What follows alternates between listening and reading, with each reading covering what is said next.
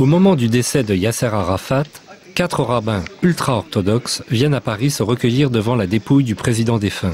Leurs paroles, politiquement très incorrectes, ne trouvant aucun lieu pour s'exprimer, Dieudonné, au nom de la liberté d'expression, leur propose son théâtre pour une conférence de presse. Alors ceci n'est pas un sketch, hein. Pas confondre. Quelques rares journalistes y assistent, pas un article n'a été publié.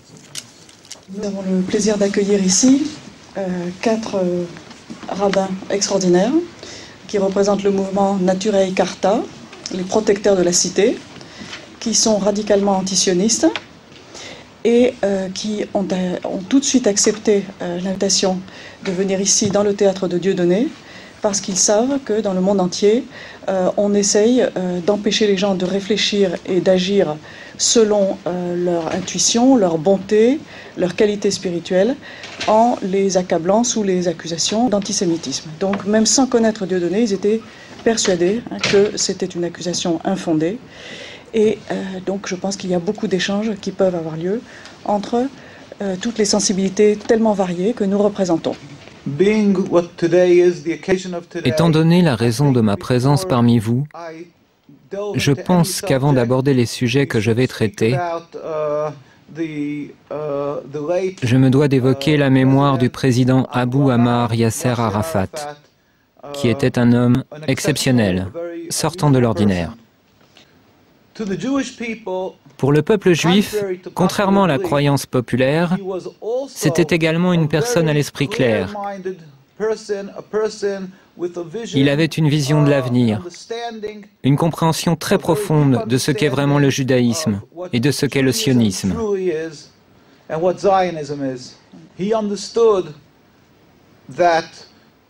Il avait compris que le judaïsme est une sainte religion, plurimillénaire.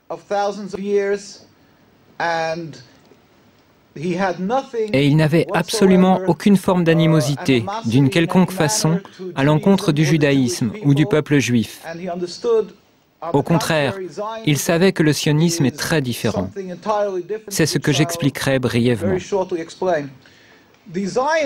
Les sionistes, bien entendu, le dépeignirent sous les traits d'un antisémite, comme ils le font de n'importe qui, en Europe ou ailleurs dans le monde, qui tenterait de se dresser contre l'État criminel d'Israël et contre les agissements criminels qui émanent de l'État d'Israël. Ils affirment de manière automatique que cet opposant est antisémite, afin d'étouffer son opposition en la faisant passer pour une lutte contre Dieu. Ils donnent à croire que toute personne qui s'oppose au sionisme et à Israël serait quelqu'un qui blasphémerait la Bible et nourrirait de la haine envers les Juifs. Maintenant, je vais vous expliquer brièvement ce qu'est le sionisme. Comme je vous l'ai dit, le judaïsme est une religion plurimillénaire. Elle remonte aux patriarches Abraham, Isaac et Jacob. Le sionisme est à peine centenaire, créé par Theodor Herzl et ses amis, des gens totalement athées, des gens qui étaient totalement étrangers à la religion, qui détestaient la religion. D'après la croyance juive, depuis la destruction du Temple il y a près de 2000 ans, c'est-à-dire depuis l'exil du peuple juif, Dieu a fait jurer au peuple juif de ne point tenter de retourner en masse sur la terre d'Israël.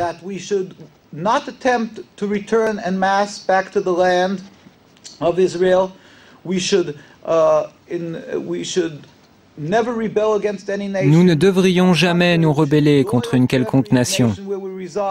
Et nous ne devrions jamais rien tenter afin de mettre un terme au décret exilique émanant de Dieu. Seul Dieu, sans la moindre intervention humaine, peut mettre un terme à cet exil. Et Dieu est très compatissant. Il regarde tous les peuples qu'il a créés, et donc le peuple juif parmi eux, dans l'exil. Et c'est quand il jugera le moment opportun qu'il mettra immédiatement un terme à l'exil. Il se produira alors une révolution métaphysique dans le monde. Le monde entier reconnaîtra qu'il n'y a qu'un seul Dieu, et il le servira, rassemblé dans l'harmonie et la paix. Nous n'utiliserons pas les armes, ni ne lancerons une offensive militaire pour convaincre les gens qu'il n'y a qu'un Dieu unique. Simplement, nous nous lèverons tous ensemble pour servir Dieu, ce à quoi un juif aspire, ce qu'il espère, ce pour quoi il prie. À l'époque, au début du sionisme, à ses prémices, les rabbins se sont insurgés unanimement. Ils protestaient disant « C'est un blasphème, c'est de la rébellion contre Dieu. Si cette idéologie est mise en application, nous en souffrirons terriblement. » Malheureusement, les sionistes ont réussi. Tout d'abord, ils voulurent aller en Ouganda. Là-bas, il y avait des terres vierges, mais ils comprirent que la nation juive ne les suivrait pas. Aussi se jouèrent-ils et abusèrent-ils des espoirs et des aspirations que pouvait entretenir tout juif à retourner à Jérusalem. Et ils leur dirent « Nous sommes en train de vivre les prémices de la rédemption. Viens, suis-nous, retournons ensemble sur la terre d'Israël. » S'appuyant sur l'ignorance des multitudes non-juives dans le monde entier, ils abusèrent de leur compassion, escomptant qu'elle prendrait pour argent comptant ce que dit la Bible, à savoir que cette terre appartient aux Juifs, et diraient qu'on leur donne la terre. Ils ont utilisé ces sentiments afin de poursuivre leur entreprise, de marquer des points sur le terrain, dans l'objectif de s'accaparer la Palestine. La Palestine était un pays peuplé d'êtres humains, les Palestiniens, c'est-à-dire les Arabes habitant cette contrée, ainsi que des Juifs orthodoxes qui craignent Dieu. Et tous dirent comme un seul homme, « Nous ne voulons pas d'un État d'Israël, nous ne voulons pas de ça. » Et étant donné que les sionistes ont usurpé la terre, qu'ils sont allés en Palestine et qu'ils l'ont volée au peuple palestinien, ils ont soumis ce peuple par la force des armes, puis ils l'ont expulsé. C'est là une seconde grande tragédie, une transgression, une rébellion contre Dieu, un agissement criminel contre Dieu. Et tous les rabbins étaient contre ces exactions. Ils étaient ulcérés, révoltés par ce que ces juifs non religieux, ces sionistes, avaient fait. Je terminerai par ceci. Je tiens à dire simplement que les sionistes, bien loin d'être les protecteurs des juifs et les garants d'un havre de sécurité pour eux, sont en réalité les principaux responsables de l'antisémitisme dans l'ensemble du monde. Là où l'antisémitisme n'existe pas, les sionistes le fabriquent. Ils sont les principaux responsables des dissensions et de la haine envers les Juifs dans le monde entier.